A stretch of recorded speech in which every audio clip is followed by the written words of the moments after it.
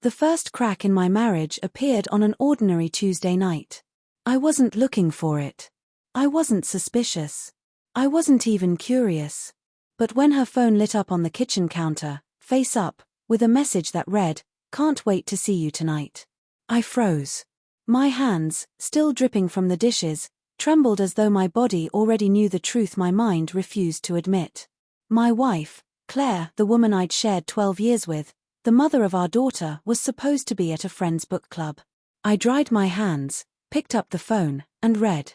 The texts were playful, teasing, intimate, the kind of words I hadn't heard from her in months. And then I saw the name. Ryan. My stomach dropped. Not a stranger. Ryan, the contractor who renovated our porch. The man I invited for beers. The man I trusted. I could barely breathe.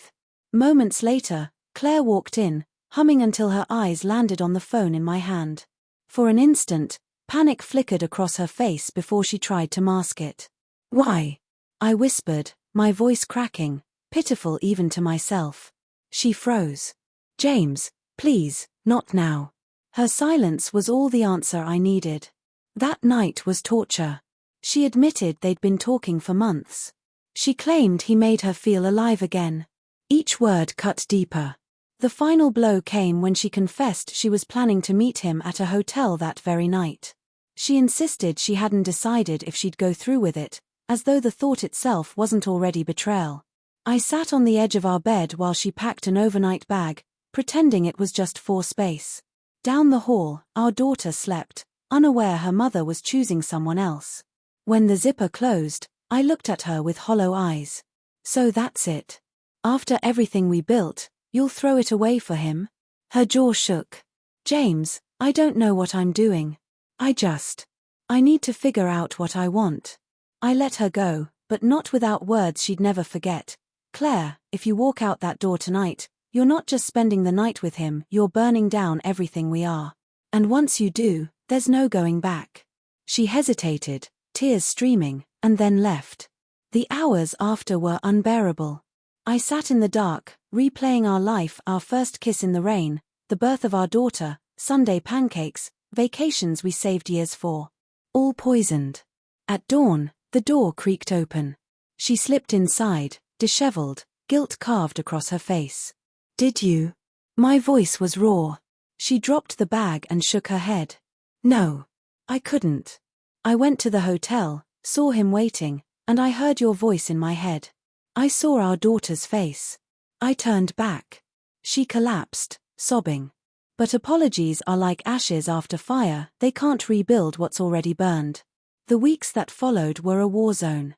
She begged for forgiveness, offered counseling, swore she'd cut him off. She blocked his number, deleted accounts, gave me her phone. But betrayal doesn't vanish, it lingers. Every silence, every late reply, every time she angled her phone, suspicion consumed me. I hated who I had become, bitter, cold, a detective in my own home. During one session, the therapist asked me, "James, what do you need to move forward?" The answer left my mouth unfiltered. "I need to believe she won't choose him again."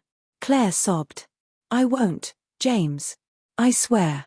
That night, she said she finally realized how much she loved me. But love should have spoken long before hotel rooms and secret texts. Months dragged on. I tried, for our daughter, for the years invested, for hope. But one night, tucking our daughter into bed, she asked, "Daddy, why does Mommy cry in the shower?" That shattered me more than the betrayal itself. No matter how I tried to shield her, the cracks seeped into her world. The turning point came one rainy Saturday, cooking dinner together. For a moment, it almost felt normal. Then her phone buzzed. She flinched before answering. It was only an automated email, nothing more, but my chest still tightened. The trust was gone. I set down the knife, looked at her, and said, "Claire, I can't do this anymore." Her face went pale. "James, please," but I cut her off. "I've been trying to stitch something that's already torn beyond repair. I don't trust you. And without trust, we don't have a marriage." Her tears fell, but she didn't argue. Maybe because she knew I was right. The divorce was brutal but freeing. I mourned the love we lost, the family broken, But I also felt a weight lift, the same weight I'd carried since that phone lit up. We agreed to co-parent, to stay civil for our daughter. But the part of me that believed Claire was my forever, that part died the moment she packed that bag. Months later, over coffee, she asked, "Do you ever think about that night at the hotel?" I stared at her. "Every day. But not for the reason you think. I don't wonder what you did or didn't do. I think about what I said, that once you walked out that door, there'd be no going back. And I was right." Her eyes filled with regret. "If I could undo it, you can't," I cut in. "We're not those people anymore.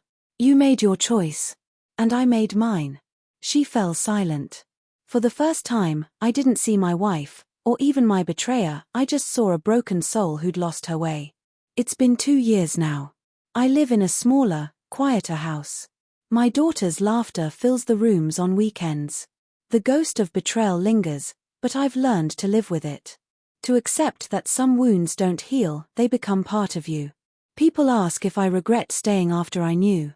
My answer is complicated. No, because I had to try. Yes, because trying almost destroyed me.